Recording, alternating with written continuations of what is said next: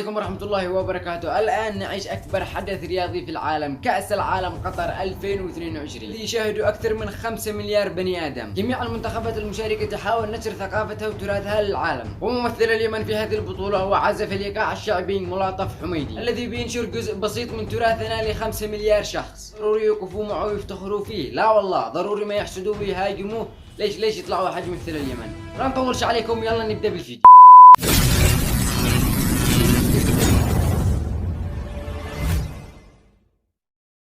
طبعا للاشخاص الذين مش عارفين ايش القصه، انا بقول لكم القصه يا جماعه. واحد من بيت الحميدي قبيلي عسر، طبعا هذا لا يمثل بيت الحميدي. طبعا التنكه هذا قال ان ملاطف حميدي منتحل لقب قبيلته. طبعا هو اسمه ملاطف حميدي والناس يصيحوا له ملاطف الحميدي. شوفوا الفيديو وبنرجع لكم. السلام عليكم ورحمه الله وبركاته، كل المتابعين وكل المحبين.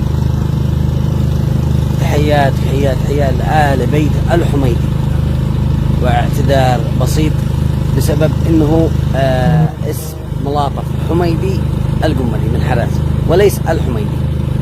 تحياتي لكم. شفتوا على عنصرية، شفتوا على عقول. الله سبحانه وتعالى خلق له الجلوس، تستخدموها للتفكير.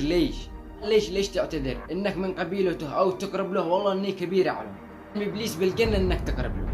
العالم كله بيشوف فوق والشعب اليمني بيشوف وبيلاحق بعد اللام. انت من بيت من؟ لا دخلك انا من بيت من، يعني بتحكم على الشخص على هو من بيت من وين ملاطف الحميدي؟ من وين انا؟ من وين انت؟ من اليمن السعيد. واشتي اعرف منو هذا المدبر اللي يسمى اليمن السعيد. اين السعاده في الموضوع ان الناس تتطور وتطلع فوق والشعب اليمني حانف في اللام؟ وشوفوا قطر اصغر محافظه في اليمن تستضيف كاس العالم. يوم القيامه وتحدي اليمنيين يستضيفوا كاس العالم. علم ابليس بالجنه، اليمني وهو يصلي يستحي يطلب من ربه انه يستضيف كاس العالم. الذي بيتنمروا على ملاطف مثل اليمن وشرفها في اكبر محفل دولي. انت ايش عملت؟ ايش سويت؟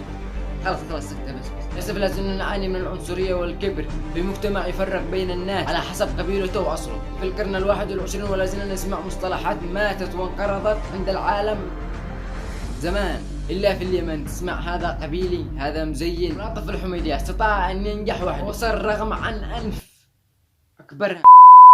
الوقوف مع أنفسنا بصدق ونحاول نزيل هذه العنصرية الاجتماعية بيننا. وليش تقسموا الوطن إلى عدة شرايح؟ ليش ما نخلي الوطن واحد؟ يا ملاطف ولا تلتفت لأي مريض، أنت عند الله مثلك مثل أي عبد من عباده. إنك لا وجعت قلب أحد ولا أذيت مخلوق ولا سرقت ولا نهبت ولا قتلت أي نفس. قلب الله وتضرب بالطاسة وتصحى مني لا ترجعش اليمن. عيش في زغر الكرة الأرضية ولا ترجع اليمن. جهل، عنصرية، أنا مليه. وفي النهاية بطلوا عنصرية وقعوا رجال، كلكم عند الله سواسية. استمتعوا بكاس العالم، لا تأذوا شحد. أنت مزين، أنت قبيلي، أنت استغفر الله العظيم. وكلنا ملاطف حميدي لا العنصرية. يا حبايب لايك واشتركوا في القناة وفعلوا الجرس علشان نوصلكم كل ما هو جديد. وش نوصل 10,000 مشترك. لنا سنة 9,000 من غير جنان. وش نوصل 10,000. تحياتي لكم.